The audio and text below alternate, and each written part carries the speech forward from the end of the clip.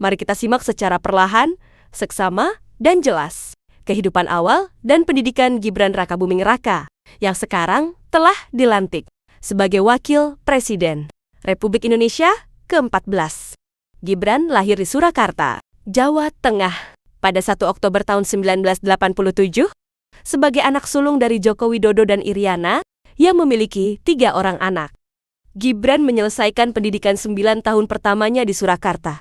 Sebelum konon cerita, menurut riwayat di Wikipedia, dia pindah melanjutkan sekolahnya ke Singapura, di mana dia bersekolah di sekolah menengah Orchid Park Secondary School.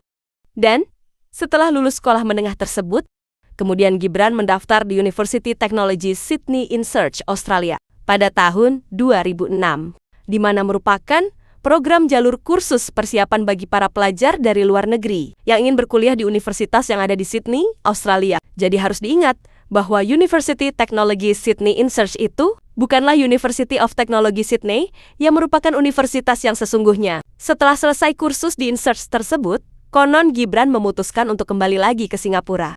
Gibran melanjutkan pendidikan sarjananya di MDIS Singapura dengan mengambil program marketing dari Bradford University yang mana merupakan kerjasama program antara MDIS Singapura dengan Universitas Bradford yang berpusat di Inggris. Dan konon pula nih, Gibran menyelesaikan pendidikan sarjananya pada tahun 2010 dengan menyandang gelar Bachelor of Science in Marketing atau disingkat dengan BSc. Inilah satu-satunya dokumentasi foto wisuda Gibran yang dipamerkan di media-media sosial untuk memvalidasi pengakuannya bahwa Gibran adalah seorang sarjana marketing lulusan Universitas Bradford dengan gagah sambil berjabat tangan bersama seorang bule yang sepertinya seorang Vice Chancellor. Gibran pamerkan map ijazah dengan logo Bradford University Inggris. Tetapi sayangnya, pada foto wisuda tersebut juga tertulis logo dan caption MDIS is the global choice for quality education. Think success. Think MDIS. Itu artinya Gibran bukanlah lulusan Bradford University, tetapi lulusan MDIS Singapura. Selanjutnya, marilah kita melihat fakta bahwa ditemukan di dalam data pendaftaran persyaratan administrasi Wali Kota Surakarta. Saat Gibran nyalon sebagai Wali Kota, ada sebuah surat keterangan yang dikeluarkan oleh Kementerian Pendidikan dan Kebudayaan, Direktorat Jenderal Pendidikan Dasar dan Menengah. Surat keterangan tersebut bernomor 9149-DD1-KS-2019 tertanggal 6 Agustus 2019 yang ditandatangani oleh Dr. Sutanto, Sarjana Hukum. Di dalam surat keterangan tersebut, disebutkan bahwa Gibran Rakabuming Raka yang terlahir pada 1 Oktober 1987, anak dari Insinyur Joko Widodo, telah menyelesaikan pendidikan grade 12 di University Technology Sydney in Search, Sydney, Australia tahun 2006. Yang bersangkutan dinilai memiliki pengetahuan setara, tamat sekolah menengah kejuruan atau SMK, peminatan akuntansi dan keuangan di Indonesia. Padahal, seperti telah saya jelaskan di depan, pendidikan ini hanyalah sebuah kursus persiapan dan pendampingan calon mahasiswa asing yang hendak kuliah di Sydney, Australia, atau di dalam istilah asingnya disebut sebagai jalur pathway. Sehingga, kursus In Search tersebut tidak mungkin memiliki program grade 12 yang jika dikomparasi dengan sistem pendidikan di Indonesia, grade 12 adalah pendidikan formal setingkat sekolah menengah atas. Adapun persyaratan untuk mengikuti kursus tersebut, calon peserta kursus harus sudah menyelesaikan atau lulus dari grade 12 terlebih dulu atau lulus sekolah menengah atas untuk peserta yang berasal dari Indonesia. Di samping itu juga masih ada persyaratan nilai, di mana nilai rata-rata tahunan harus mencapai 6,7 atau jika merunut sistem pendidikan di Indonesia yang menggunakan skala penilaian 0 sampai 100, maka nilai rata-rata lulus sekolah menengah atas harus minimal 7.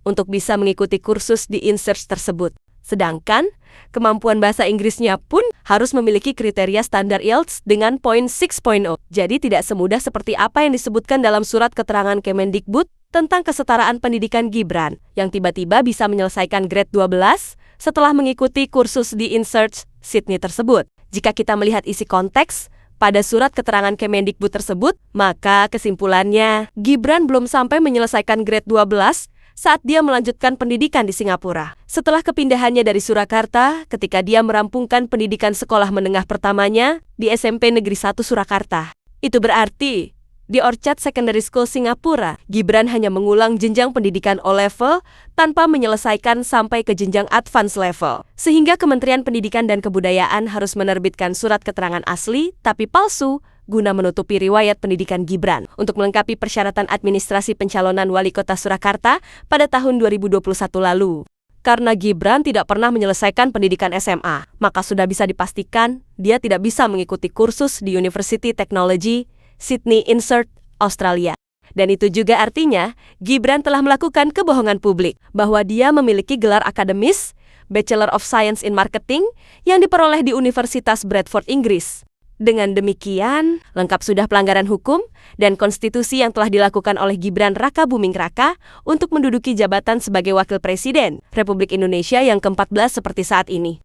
Sebab, seperti yang tertuang di dalam pasal 169, huruf R, Undang-Undang Nomor 17 Tahun 2017 tentang Pilpres disebutkan bahwa syarat pendidikan minimal seorang presiden dan wakil presiden adalah harus lulus sekolah menengah atas atau pendidikan lain yang setara.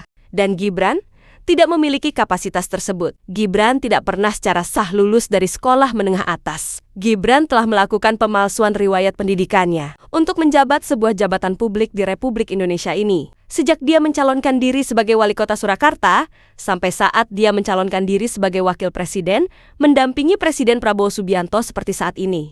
Apakah fakta bahwa kita telah dipimpin oleh wakil presiden yang tidak sah akan kita ingkari bersama? Dan kita, 270 juta rakyat Indonesia, akan terus terdiam, membiarkan sejarah buruk negara kita dikelola oleh seorang pemimpin berijazah palsu, yang notabene adalah ayah dari wakil presiden saat ini yang juga berijazah palsu. Sesuatu yang dimulai dengan sebuah kebohongan dan ketidakjujuran, maka hasil yang dituai pastilah sebuah keburukan dan kehancuran. Apakah kita akan merelakan negeri kita tercinta ini menjadi hancur lebur dengan dikelola oleh pejabat-pejabat yang tidak memiliki kapasitas dan kemampuan dalam memanage negara dengan baik dan berintegritas terhadap kepentingan seluruh rakyat Indonesia? Marilah kita selamatkan negeri ini demi kelangsungan hidup anak cucu kita semua. Sebab negeri ini sejatinya dibangun dari sebuah komitmen bersama untuk menciptakan sebuah negara yang sejahtera bagi kita semua, bukan bagi sebuah kelompok tertentu. Apalagi hanya bagi sebuah dinasti politik yang penuh dengan ketamakan kekuasaan semata. Pergantian wakil presiden kepada MPR. Karena keputusan MK terhadap pasal 169 huruf Q Undang-Undang tentang Pemilu telah melanggar hukum acara MK dan Undang-Undang Kekuasaan Kehakiman. Pernyataan ini ditandatangani oleh 103 jenderal, 73 laksamana,